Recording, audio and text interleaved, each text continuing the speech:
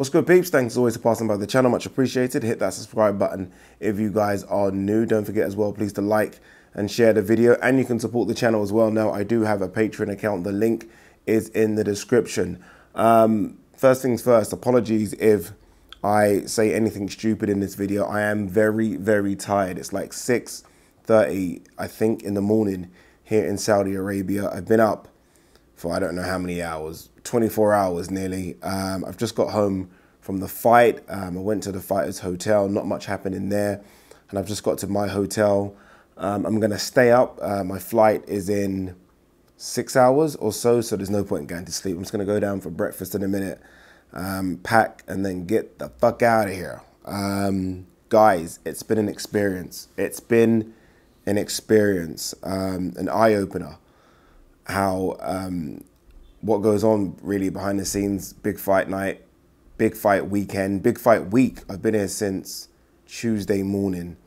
Yeah, what a privilege. You guys know the story. What a privilege to be here for that. The whole experience was crazy.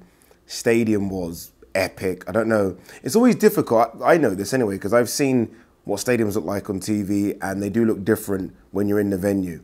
But that was just something epic. I mean, you had Khabib Nurmagomedov ringside. I mean, he got the loudest cheer when he came through. Understandably so, right? We're in a Muslim country. He's Muslim. Canelo got a massive cheer. Israel Adesanya, UFC middleweight champion, was there. Amir Khan was there. There was a lot of talk about Mike Tyson and Floyd Mayweather being there. They weren't there. But nonetheless, it still was epic as it gets. Yeah, again, privilege. Shout out to Matchroom for hooking me up. A lot of you were asking what's going on with the videos. I was working for a few different channels out there, so I couldn't do as much as I wanted for my own channel, which would have been good, right? That would have helped my channel grow a lot. But I did get some videos out, but I was here doing some stuff for ESPN, some stuff for CNN, a Turkish channel called TRT World. I've done some stuff for a YouTube channel, and obviously I've done some stuff for myself. So as you can imagine, I was working like fucking ridiculous. This ridiculous. I only slept, no bullshit, I slept like 4 hours every day. That was it. That was it. Having to upload and edit, and I'm not complaining. I'm not complaining. It was still a treat and a privilege to be here. Before we talk about the fight, I just want to talk about Saudi Arabia very quickly. Obviously, we know what they tell us goes on here and stuff like that. I just want to say from my own personal point of view, I didn't see anything negative. This country was beautiful. The people were amazing. Food was great. I even walked home sometimes like 4 or 5 in the morning, dark as fuck, by myself. Nothing. Honestly, nothing whatsoever. Everyone was very nice. So for me, again, I fully understand what people think about the country, but for me, a beautiful country with beautiful people. All right, let's talk about the fight. He got his belts back, people. That really and truly is all I care about. That's all I care about. I was shitting myself throughout the whole week. I've been shitting myself since the fight was announced that Ruiz was going to beat up AJ again. But AJ went back to the drawing board, decided to lose a lot of weight, right? 16 stone, what, 13 pounds? That's the lightest I think he's been since the Olympics. I think the lightest he was as a pro was something like 17.2, 17.3. So yeah, the lightest he's ever been, which told you what he was going to do, right? That kind of weight. I remember AJ's been 18 stone 4 before. That kind of weight told you that AJ was going to fight on the back foot and just stay as far away from Ruiz as possible and win it with a boxing performance, a boxing clinic. It wasn't going to go in there and try and be a wrecking machine. We know he can be that, but that didn't do him too good when he fought Ruiz the first time, so why try it again? Every time Ruiz wanted it to turn into a firefight, AJ was like, I know how exactly this plays out. We're not going down that road again. And I thought it was a comprehensive victory, right? I understand why some people will say boring. I get all that, but that's what Tyson Fury does. It didn't look as pretty as Tyson Fury does it because Tyson Fury is a better boxer than AJ. But that's what he does, right? Sometimes you've got to change your game plan according to who you're fighting, right? It happens in football, right? Some teams will set up according to who they're going to play, right? Liverpool won't play Bournemouth and say, well, we're going to play Man City. It's just not going to work like that. Sometimes you've got to look at who's in front of you, especially if you've been beaten by that person before, and adjust AJ made adjustments. It's that simple. He did get clipped a couple of times, and we're going to talk about that. And when he did get clipped, he tried to fight back, but then it's almost like, I don't know, through all the sparring sessions, through all the corner work, through listening to Rob McCracken, it was like, okay, nope, we got a hold, right? Every time he got in close with Ruiz, it was like, we've got a hold. Every time he was away from Ruiz, jab, jab, jab, and then a few times the right hand. I felt like he got the job done the way he had to get the job done, and probably the only way he could have got the job done. And in the end, look, it's about getting your belts back and moving on. That's what it's about. You win. Sometimes you got to win ugly. I personally didn't think it was ugly, but I can understand how fans of other fighters might see it like that. But for me, it was a case of AJ just getting his belts back and moving on. Will there be a trilogy? I don't know. I think trilogies only happen when fans almost demand them to happen. I didn't see anyone online demanding that Ruiz get the chance at a third crack, especially considering some of the stuff he said at the post-fight press conference. I don't know if you guys have listened to that or heard it, but at the post-fight press conference, he was saying things like, I didn't train properly for this, I was out partying too much. What do you say? I was overweight. Obviously, you're overweight, you're 283 pounds. Just those things alone, if you're a Ruiz fan, would piss you off. I don't think they're excuses. I think he genuinely did party. We heard this behind the scenes. I spoke to Mike Coppinger quite a lot. He was in the Fighters Hotel. We spoke, and he was saying these things as well.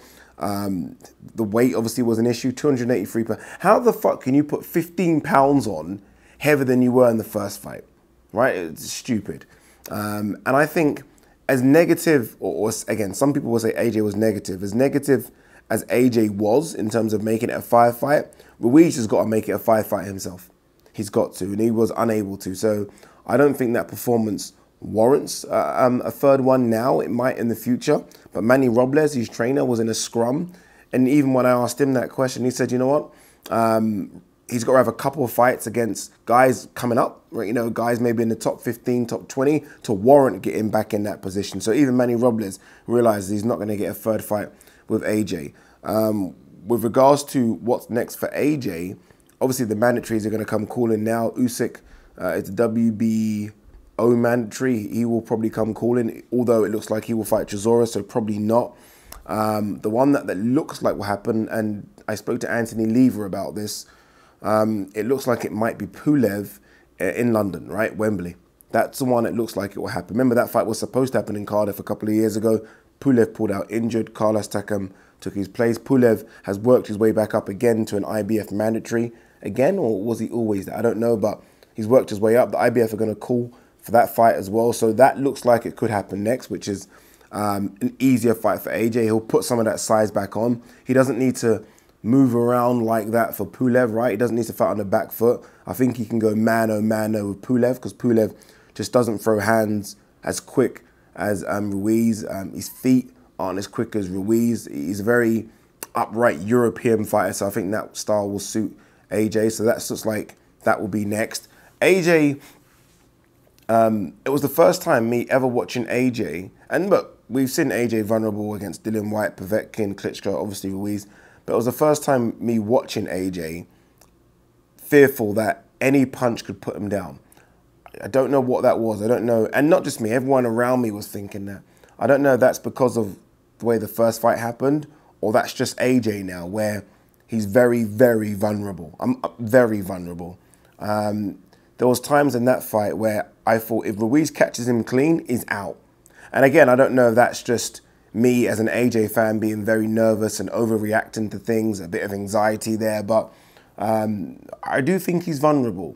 So that makes me, you know, almost like what Klitschko was, right? So Klitschko completely changed into a new boxer. AJ might just do that. Everyone's been talking about him being Klitschko 2.0.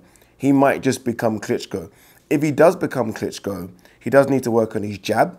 His jab was good. It wasn't great, it was good. He needs to work on that. Klitschko's jab was fantastic throughout his career. And he does need to, I don't know, he just needs to work on his boxing ability if that's going to be the way he fights throughout his career now. If that's the new AJ and the old AJ is gone, then he does need to improve on some things, especially if we're talking about him potentially fighting Usyk's, Wilders and Furies of the world. But I'm happy. I'm happy for AJ. You guys see what people say on social media about him. You know, fake champion, you're crap, you're this, you're that. Fucking hell. Yeah, it's just not the case. It's just not the case. But we will do a proper video when I get back home to the green chair. But for now, that's just a quick, I don't know what it is, a quick whatever. One thing left. I did pick up, how many have I got? 1, 2, 3, 4, 5, 6, 7. I'm going to keep one, so I've got 6 programs. I don't know if you guys can see that. 6 programs from today's event. I know some people actually like these things. Some people keep these things.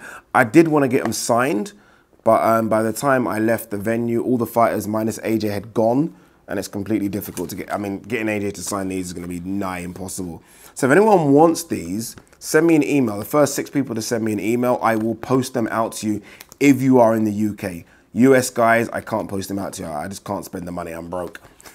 But if you are in the UK, I will post them out to you on Monday. So I get back to London Sunday evening. So on Monday, I'll post them out to you. So the first 6 guys or girls, sorry, that send me their email or send me an email with their address, those will be the guys that I send these out to. Quite a cool thing to get, I think. Just because of where the fight was, how iconic it could become, I don't know. I don't think it's going to be ever a Thriller in Manila or a Rumble in the Jungle, but nonetheless, it was a big fight. I'll get these out to you. All right, guys. Peace.